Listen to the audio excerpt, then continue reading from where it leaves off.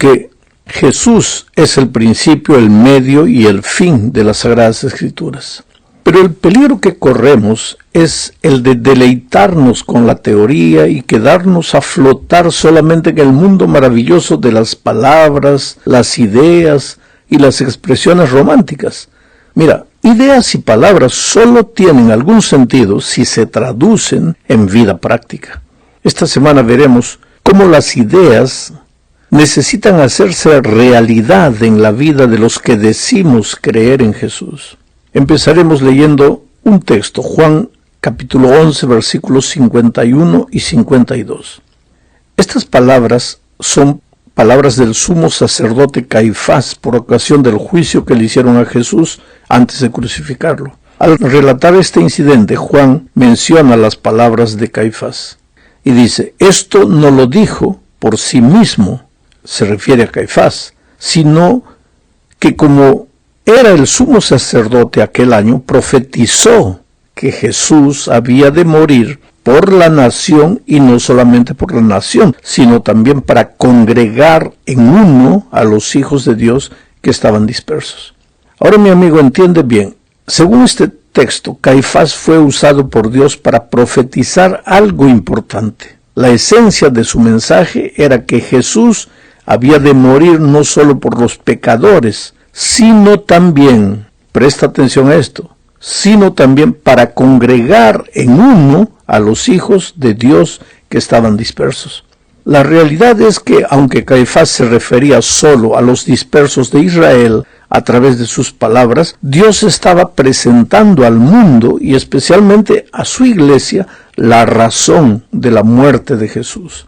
El Salvador no murió solo para pagar el precio de nuestros pecados, sino también para congregar a todos los dispersos por el pecado en un solo cuerpo. Es que el pecado hace separación. Primero, entre Dios y nosotros. El pecado nos aleja de Dios.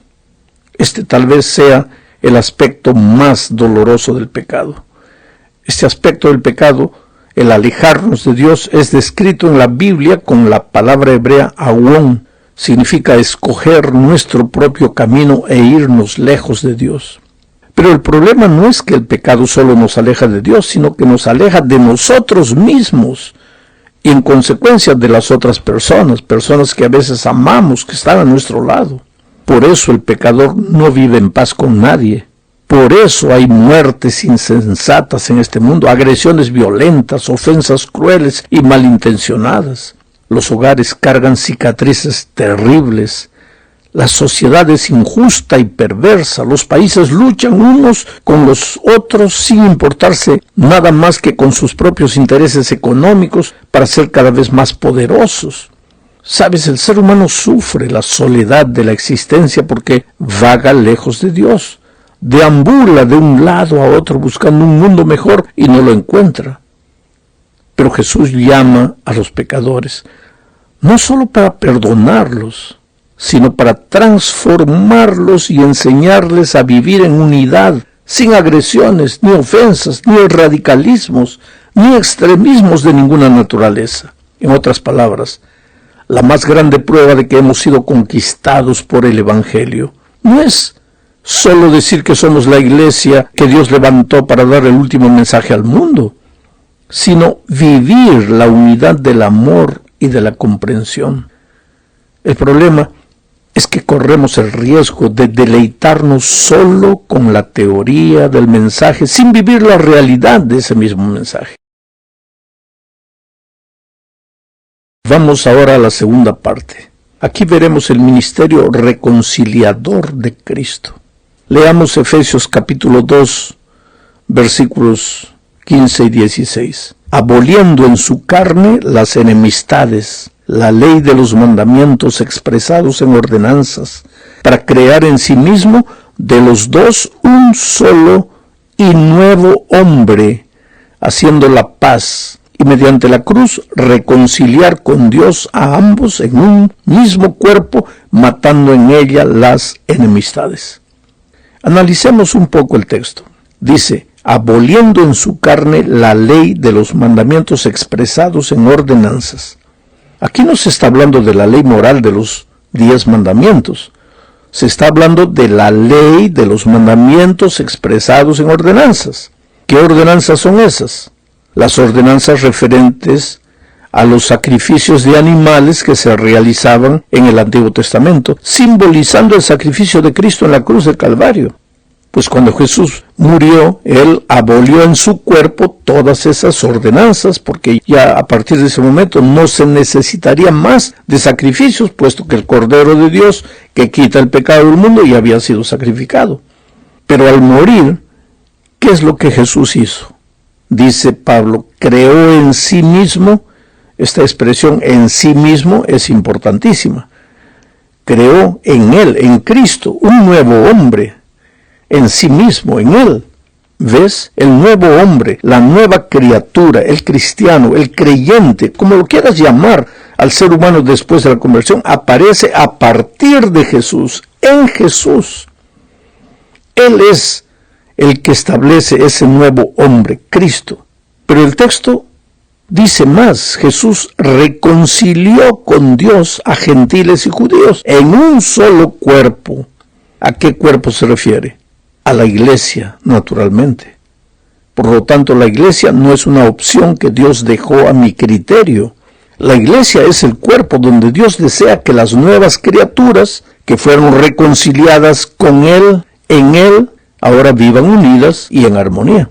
El otro día encontré una persona que dijo, yo estoy bien con Dios, pero no quiero saber nada con la iglesia organizada. Ahora, ¿cómo puede ser eso? ¿Estás bien con Dios, pero no quieres nada con la iglesia organizada? Espera un poco. ¿De dónde sacaste la idea de que eso es posible? La única manera de ser una nueva criatura es estar en la iglesia.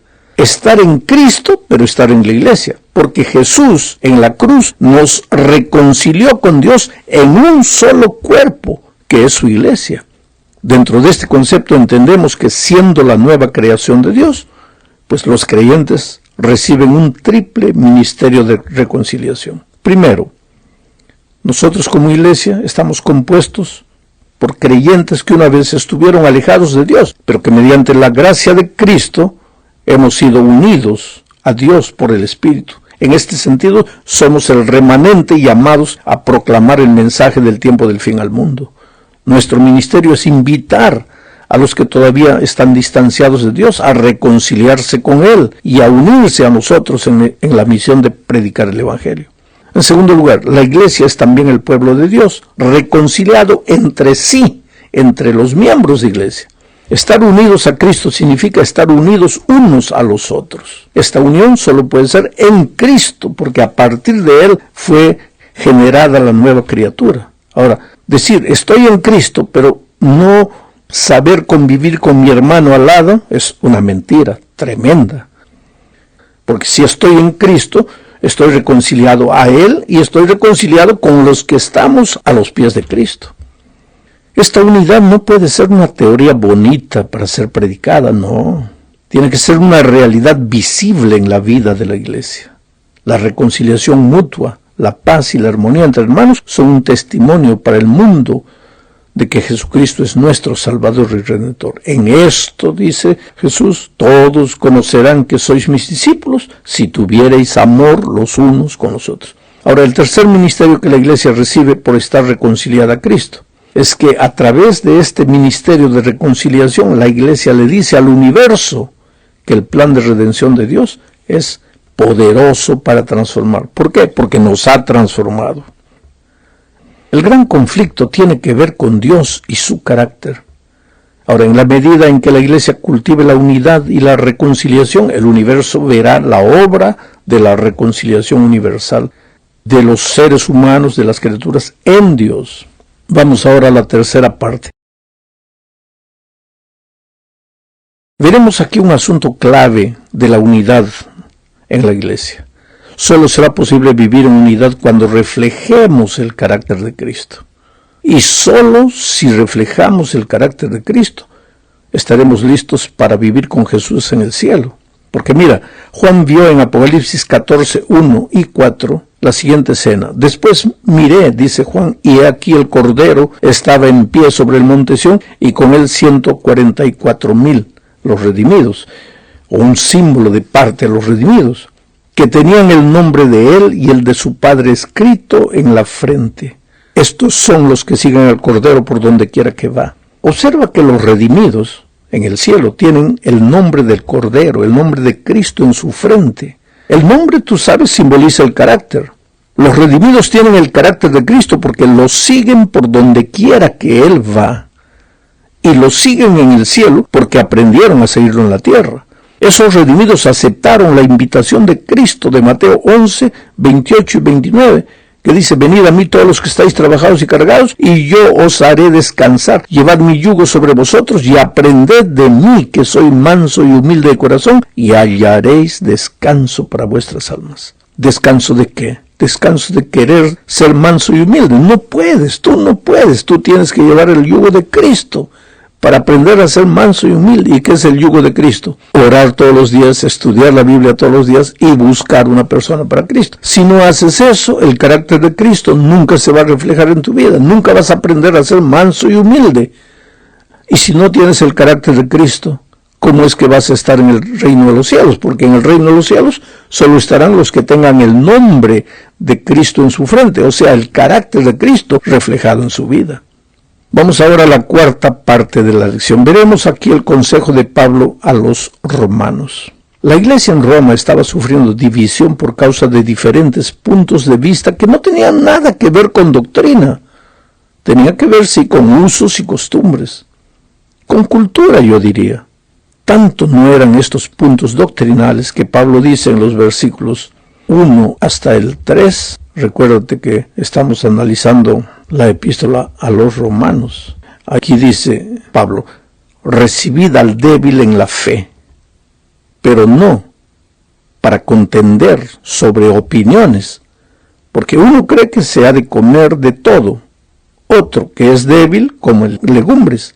El que come no menosprecia al que no come, y el que no come no juzgue al que come, porque Dios le ha recibido. Mira, si el problema de los hermanos en Roma tuviera algo que ver con principios doctrinales, Pablo sería firme e inflexible, porque los principios son eternos y no cambian ni por causa de los tiempos ni por causa de la cultura.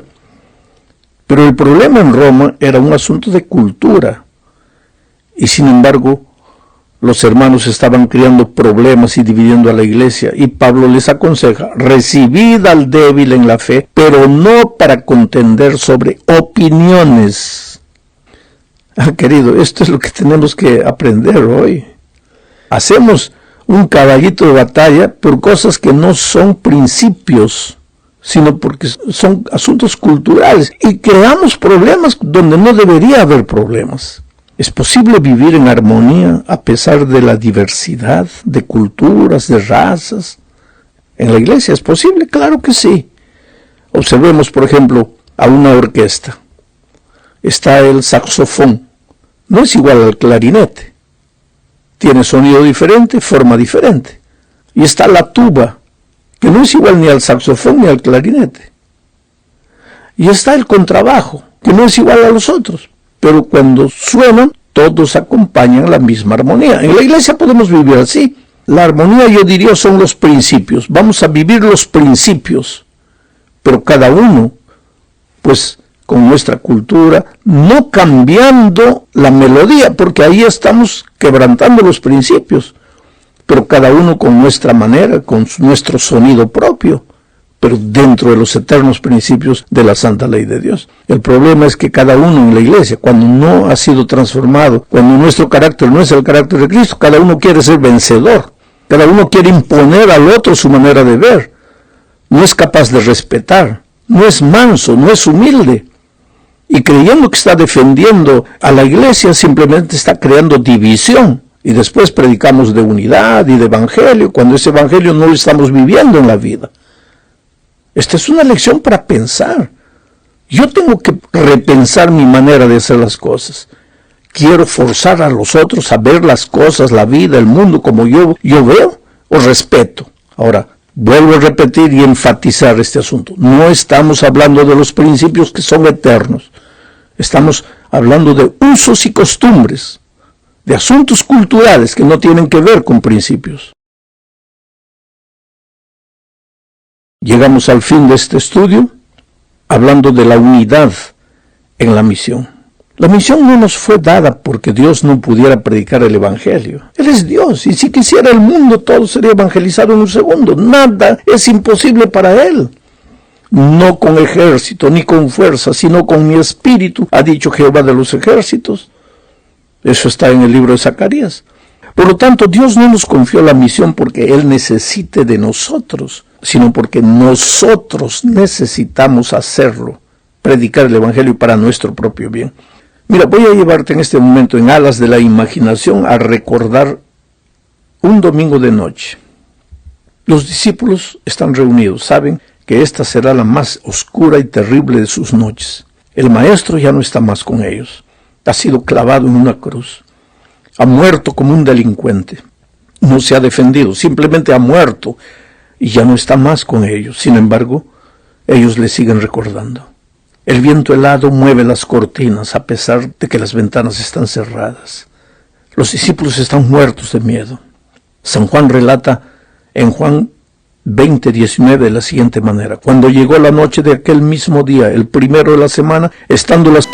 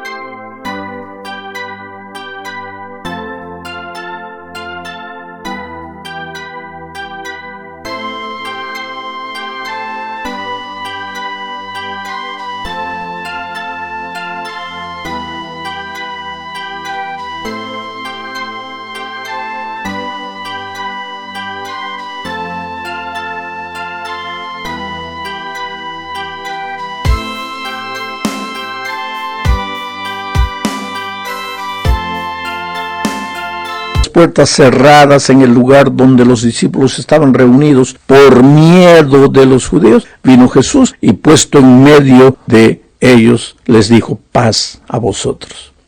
Qué bueno que Jesús siempre aparece en las noches más oscuras de la vida, cuando no sabes más qué hacer ni a dónde ir, cuando piensas que llegaste al fin de la línea, cuando todo el mundo te mira y tú quisieras un hueco para meterte, no salir nunca más de ahí.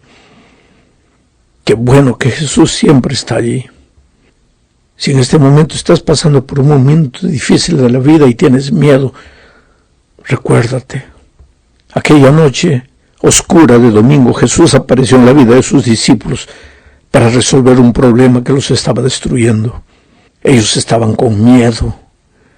El miedo paraliza, no te deja ser feliz, te anula, te quita las ganas de vivir. Una persona con miedo es incapaz de vencer, de realizar, de crecer. Jesús tenía que ayudarles a vencer el miedo. Por eso se les presentó aquella noche y les dijo: paz a vosotros. Como me envió el Padre, así también yo os envío. Qué extraña manera de resolver el problema del miedo. Según San Juan, Jesús les confió la misión a los discípulos con el propósito de ayudarles a vencer el miedo. Mientras ellos estuviesen ocupados en cumplir la misión, no habría lugar para el miedo. Serían victoriosos y corajudos, intrépidos testigos del amor de Jesús. Ahora veamos lo que nos dice Mateo con relación al propósito de la misión. Mateo 28, 16 al 19, dice: pero los 11 discípulos se fueron a Galilea, al monte donde Jesús les había ordenado, y cuando le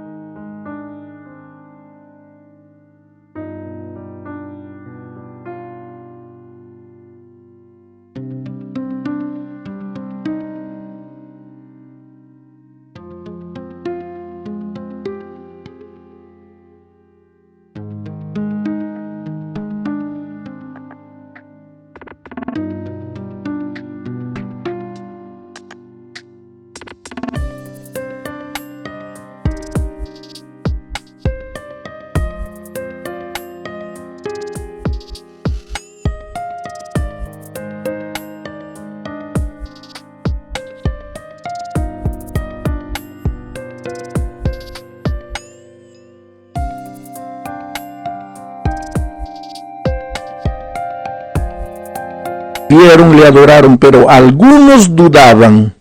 Y Jesús se les acercó y les habló diciendo: toda potestad me es dada en el cielo y en la tierra. Por tanto, id y haced discípulos a todas las naciones. De acuerdo con Mateo, el problema que dominaba a los discípulos por ocasión de la resurrección de Cristo era el problema de la duda. Algunos dudaban. Una vida llena de dudas no es feliz.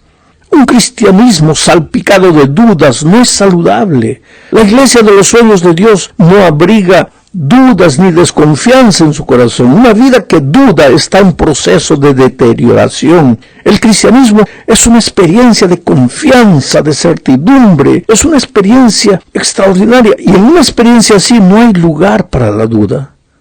Ahora, ¿qué hizo Jesús para ayudar